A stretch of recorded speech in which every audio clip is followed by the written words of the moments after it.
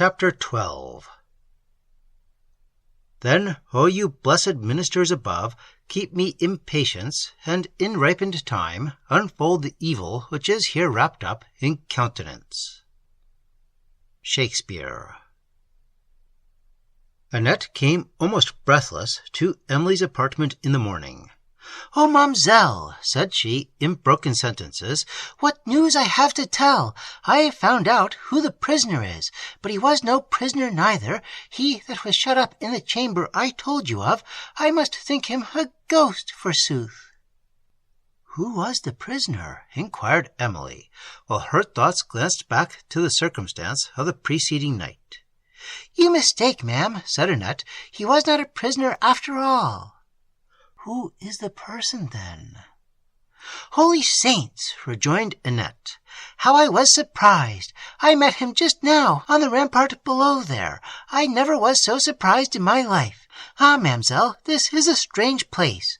I should never have done wondering if I was to live here 100 years. But as I was saying, I met him just now on the rampart, and I was thinking of nobody less than of him." "This trifling is insupportable," said Emily. "Prithee, Annette, do not torture my patience any longer." "Nay, mamselle, guess who it was. It was somebody you know very well." "I cannot guess," said Emily impatiently. "Nay, mamselle, I'll tell you something to guess by. A tall signor, with a longish face, who walked so stately, and used to wear such a high feather in his hat, and used often to look down upon the ground when people spoke to him, and to look at people from under his eyebrows, as it were, all so dark and frowning. You have seen him often and often at Venice, ma'am. Then he was so intimate with the signor too. And now I think of it, I wonder what he could be afraid of in this lonely old castle that he should shut himself up for.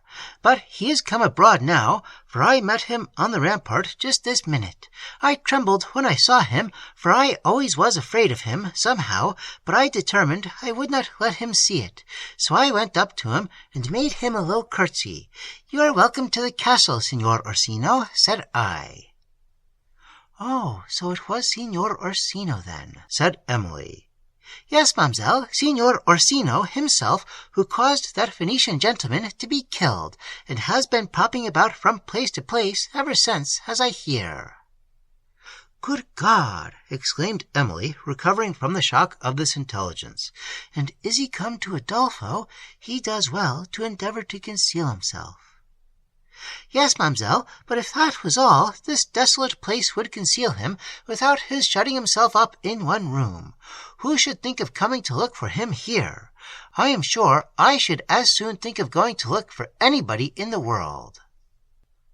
"There is some truth in that," said Emily, who would now have concluded it was Orsino's music which she had heard on the preceding night, had she not known that he had neither taste nor skill in the art. But though she was unwilling to add to the number of Annette's surprises by mentioning the subject of her own, she inquired whether any person in the castle played on a musical instrument. "Oh, yes, mamselle, there is Benedetto, plays the great drum to admiration. Then there is Launcelot, the trumpeter.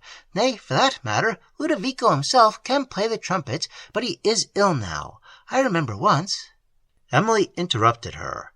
"Have you heard no other music since you came to the castle? None last night?" "Why, did you hear any last night, mamselle?" Emily evaded this question by repeating her own. "I know, ma'am," replied Annette. "I never heard any music here, I must say, but the drums and the trumpet. And as for last night, I did nothing but dream I saw my late lady's ghost." "Your late lady's?" said Emily in a tremulous voice. "You have heard more, then. Tell me all, Annette, I entreat. Tell me the worst at once." "Nay, mamselle, you know the worst already." "I know nothing," said Emily. "Yes, you do, mamselle. You know that nobody knows anything about her, and it is plain, therefore, she has gone the way of the first lady of the castle. Nobody ever knew anything about her." Emily leaned her head upon her hand, and was for some time silent. Then, telling Annette she wished to be alone, the latter left the room. The remark of Annette had revived Emily's terrible suspicion concerning the fate of Madame Montoni, and she resolved to make another effort to obtain certainty on this subject by applying to Montoni once more. When Annette returned, a few hours after, she told Emily that the porter of the castle wished very much to speak with her, for that he had something of importance to say. Her spirits had, however, of late been so subject to alarm that any new circumstance excited it, and this message from the porter, when her first surprise was over, made her look round for some lurking danger, the more suspiciously, perhaps, because she had frequently remarked the unpleasant air and countenance of this man. She now hesitated whether to speak with him, doubting even that this request was only a pretext to draw her into some danger. But a little reflection showed her the improbability of this, and she blushed at her weak fears. "I will speak to him, Annette," said she. "Desire him to come to the corridor immediately." Annette departed, and soon after returned. "Barnardine, mademoiselle," said she, "dare not come to the corridor, lest he should be discovered. It is so far from his post, and he dare not even leave the gates for a moment now. But if you will come to him at the portal, through some roundabout passages he told me of, without crossing the courts, he has that to tell which will surprise you. But you must not come through the courts, lest the signor should see you." Emily, neither approving these roundabout passages nor the other part of the request, now positively refused to go. "Tell him," said she, "if he has anything of consequence to impart, I will hear him in the corridor whenever he has an opportunity of coming thither." Annette went to deliver this message, and was absent a considerable time. When she returned, "It won't do, mademoiselle," said she. "Barnardine has been considering all this time what can be done, for it is as much as his place is worth to leave his post now, but if you will come to the east rampart in the dusk of the evening, he can perhaps steal away and tell you all he has to say." Emily was surprised and alarmed at the secrecy which this man seemed to think so necessary, and hesitated whether to meet him, till, considering that he might mean to warn her of some serious danger, she resolved to go. "Soon after sunset," said she, "I will be at the end of the east rampart. But then the watch will be set," she added, recollecting herself, "and how can Barnardine pass unobserved?" "That is just what I said to him, ma'am, and he answered me that he had the key of the gate at the end of the rampart that leads towards the courts, and could let himself through that way. And as for the sentinels, there were none at this end of the terrace, because the place is guarded enough by the high walls of the castle and the east turret, and he said those at the other end were too far off to see him, if it was pretty duskyish." "Well," said Emily, "I must hear what he has to tell, and therefore desire you will go with me to the terrace this evening." "He desired it might be pretty duskyish, mademoiselle," replied Annette, "because of the watch." Emily paused, and then said she would be on the terrace an hour after sunset. "And tell Barnardine," she said, "to be punctual to the time, for that I also may be observed by Signor Montoni. Where is the signor? I would speak with him." "He is in the cedar chamber, ma'am, counseling with the other signors. He is going to give them a sort of treat to-day to make up for what passed at the last, I suppose. The people are all very busy in the kitchen." Emily now inquired if Montoni expected any new guests, and Annette believed that he did not. "Poor Ludovico," added she, "he would be as merry as the best of them if he was well. But he may recover yet. Count Morano was wounded as bad as he, and he is got well again, and is gone back to Venice." "Is he so?" said Emily. "When did you hear this?" "I heard it last night, mademoiselle, but I forgot to tell it." Emily asked some further questions, and then, desiring Annette would observe and inform her when Montoni was alone, the girl went to deliver her message to Barnardine. Montoni was, however, so much engaged during the whole day that Emily had no opportunity of seeking a release from her terrible suspense concerning her aunt. Annette was employed in watching his steps and in attending upon Ludovico, whom she, assisted by Caterina, nursed with the utmost care, and Emily was, of course, left much alone. Her thoughts dwelt often on the message of the porter, and were employed in conjecturing the subject that occasioned it, which she sometimes imagined concerned the fate of Madame Montoni, at others that it related to some personal danger which threatened herself. The cautious secrecy which Barnardine observed in his conduct inclined her to believe the latter. As the hour of appointment drew near, her impatience increased. At length the sun set. She heard the passing steps of the sentinels going to their posts, and waited only for Annette to accompany her to the terrace, who soon after came, and they descended together. When Emily expressed apprehensions of meeting Montoni or some of his guests, "Oh, there is no fear of that, mamselle," said Annette. "They are all set in to feasting yet, and that Barnardine knows." They reached the first terrace, where the sentinels demanded who passed, and Emily, having answered, walked on to the east rampart, at the entrance of which they were again stopped, and, having again replied, were permitted to proceed. But Emily did not like to expose herself to the discretion of these men at such an hour, and, impatient to withdraw from the situation, she stepped hastily on in search of Barnardine. He was not yet come. She leaned pensively on the wall of the rampart and waited for him. The gloom of twilight sat deep on the surrounding objects, blending in soft confusion the valley, the mountains, and the woods, whose tall heads, stirred by the evening breeze, gave the only sounds that stole on silence, except a faint chorus of distant voices that arose from within the castle. "What voices are those?" said Emily, as she fearfully listened. "It is only the signor and his guests carousing," replied Annette. "Good God!" thought Emily, "can this man's heart be so gay when he has made another being so wretched? If indeed my aunt is yet suffered to feel her wretchedness. Oh, whatever are my own sufferings, may my heart never, never be hardened against those of others." She looked up with a sensation of horror to the east turret, near which she then stood. A light glimmered through the grates of the lower chamber, but those of the upper one were dark. Presently she perceived a person moving with the lamp across the lower room, but this circumstance revived no hope concerning Madame Montoni, whom she had vainly sought in that apartment, which had appeared to contain only soldiers' accoutrements.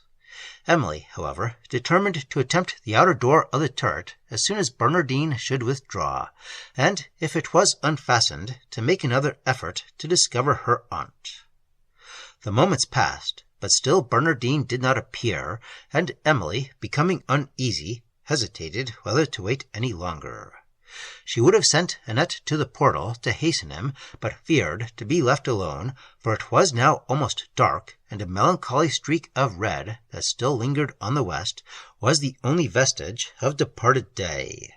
The strong interest, however, which Barnardine's message had awakened overcame other apprehensions, and still detained her. While she was conjecturing with Annette what could thus occasion his absence, they heard a key turn in the lock of the gate near them, and presently saw a man advancing. It was Barnardine, of whom Emily hastily inquired what he had to communicate, and desired that he would tell her quickly. "For I am chilled with this evening air," said she.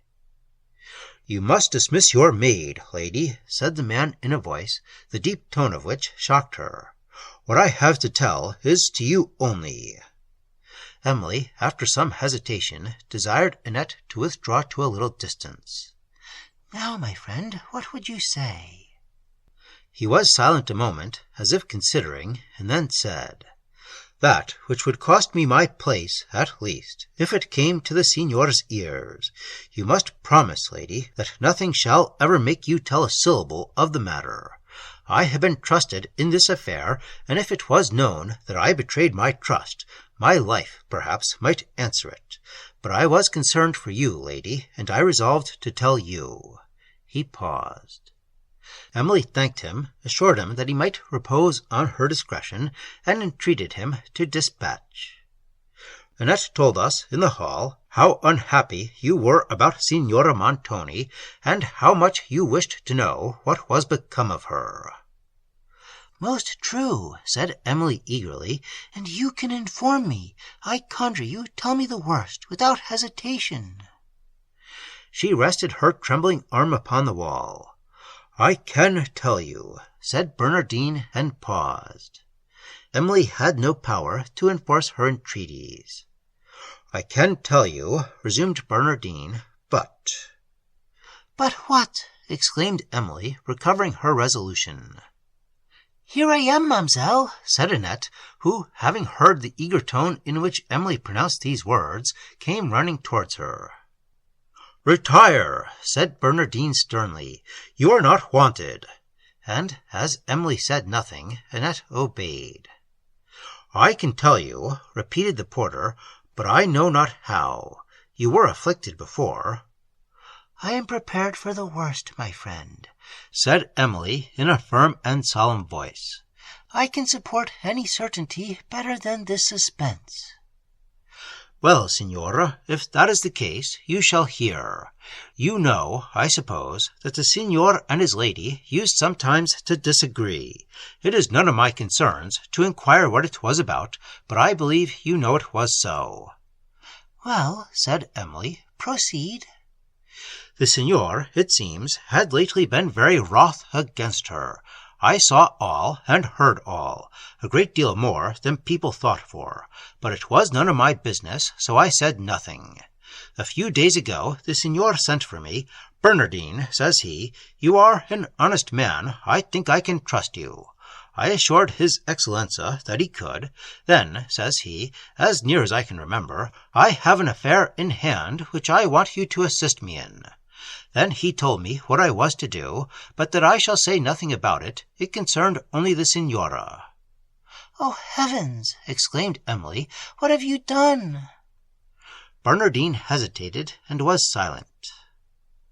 "What fiend could tempt him, or you, to such an act?" cried Emily, chilled with horror, and scarcely able to support her fainting spirits. "It was a fiend," said Barnardine in a gloomy tone of voice. They were now both silent. Emily had not courage to inquire further, and Barnardine seemed to shrink from telling more. At length he said, "It is of no use to think of the past. The signor was cruel enough, but he would be obeyed. What signified my refusing? He would have found others who had no scruples." "You have murdered her, then?" said Emily in a hollow and inward voice. "I am talking with a murderer." Barnardine stood silent, while Emily turned from him and attempted to leave the place. "Stay, lady," said he. "You deserve to think so still, since you can believe me capable of such a deed." "If you are innocent, tell me quickly," said Emily in faint accents, "for I feel I shall not be able to hear you long." "I will tell you no more," said he, and walked away. Emily had just strength enough to bid him stay, and then called to Annette, on whose arm she leaned, and they walked slowly up the rampart till they heard steps behind them. It was Barnardine again. "Send away the girl," said he, "and I will tell you more." "She must not go," said Emily. "What you have to say she may hear." "May she so, lady," said he. "You shall know no more then." And he was going, though slowly, when Emily's anxiety, overcoming the resentment and fear which the man's behavior had roused, she desired him to stay, and bade Annette retire. "The signora is alive," said he, "for me. She is my prisoner, though. His Excellenza has shut her up in the chamber over the great gates of the court, and I have the charge of her. I was going to have told you, you might see her, but now—" Emily, relieved from an unutterable load of anguish by this speech, had now only to ask Barnardine's forgiveness, and to conjure that he would let her visit her aunt. He complied with less reluctance than she expected, and told her that if she would repair on the following night, when the signor was retired to rest, to the postern gate of the castle, she should perhaps see Madame Montoni. Amid all the thankfulness which Emily felt for this concession, she thought she observed a malicious triumph in his manner when he pronounced the last words, but in the next moment she dismissed the thought, and, having again thanked him, commended her aunt to his pity, and assured him that she would herself reward him, and would be punctual to her appointment. She bade him good night, and retired, unobserved, to her chamber. It was a considerable time before the tumult of joy which Barnardine's unexpected intelligence had occasioned allowed Emily to think with clearness, or to be conscious of the real dangers that still surrounded Madame Montoni and herself. When this agitation subsided, she perceived that her aunt was yet the prisoner of a man to whose vengeance or avarice she might fall a sacrifice, and when she further considered the savage aspect of the person who was appointed to guard Madame Montoni, her doom appeared to be already sealed, for the countenance of Barnardine seemed to bear the stamp of a murderer, and when she had looked upon it, she felt inclined to believe that there was no deed, however black, which he might not be prevailed upon to execute. These reflections brought to her remembrance the tone of voice in which he had promised to grant her request to see his prisoner, and she mused upon it long in uneasiness and doubt. Sometimes she even hesitated whether to trust herself with him at the lonely hour he had appointed, and once, and only once, it struck her that Madame Montoni might be already murdered, and that this ruffian was appointed to decoy herself to some secret place, where her life also was to be sacrificed to the avarice of Montoni, who then would claim securely the contested estates in Languedoc. The consideration of the enormity of such guilt did at length relieve her from the belief of its probability, but not from all doubts and fears which a recollection of Barnardine's manner had occasioned. From these subjects her thoughts at length passed to others, and as the evening advanced, she remembered with somewhat more than surprise the music she had heard on the preceding night, and now awaited its return with more than curiosity. She distinguished, till a late hour, the distant carousals of Montoni and his companions, the loud contest, the dissolute laugh, and the choral song that made the halls re-echo. At length she heard the heavy gates of the castle shut for the night, and those sounds instantly sunk into a silence, which was disturbed only by the whispering steps of persons passing through the galleries to their remote rooms. Emily now, judging it to be about the time when she had heard the music on the preceding night, dismissed Annette, and gently opened the casement to watch for its return. The planet she had so particularly noticed, at the recurrence of the music, was not yet risen, but with superstitious weakness she kept her eyes fixed upon the part of the hemisphere where it would rise, almost expecting that, when it appeared, the sounds would return. At length it came, serenely bright over the eastern towers of the castle. Her heart trembled when she perceived it, and she had scarcely courage to remain at the casement, lest the returning music should confirm her terror, and subdue the little strength she yet retained. The clock soon after struck 1, and knowing this to be about the time when the sounds had occurred, she sat down in a chair near the casement, and endeavored to compose her spirits, but the anxiety of expectation yet disturbed them. Everything, however, remained still.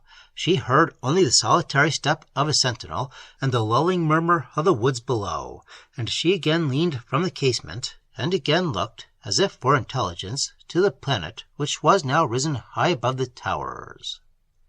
Emily continued to listen, but no music came. "Those were surely no mortal sounds," said she, recollecting their entrancing melody. "No inhabitant of this castle could utter such, and where is the feeling that could modulate such exquisite expression? We all know that it has been affirmed celestial sounds have sometimes been heard on earth. Father Pierre and Father Antoine declared that they had sometimes heard them in the stillness of night, when they alone were waking to offer their orisons to heaven. Nay, my dear father himself once said that soon after my mother's death, as he lay watchful in grief, sounds of uncommon sweetness called him from his bed, and on opening his window, he heard lofty music pass along the midnight air.